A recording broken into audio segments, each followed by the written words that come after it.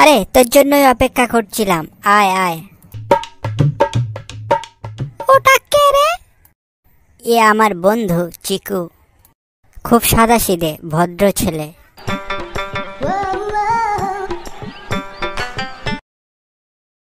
চিকু টাকাটা নে, দুটো সিগারেট আন।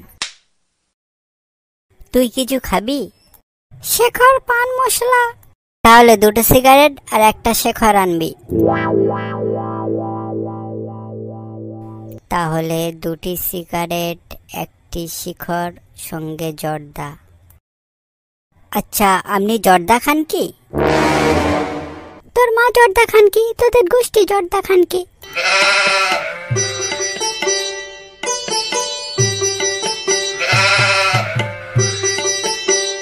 ও মাই গড, সিচুয়েশন এমনটি কেন হলো?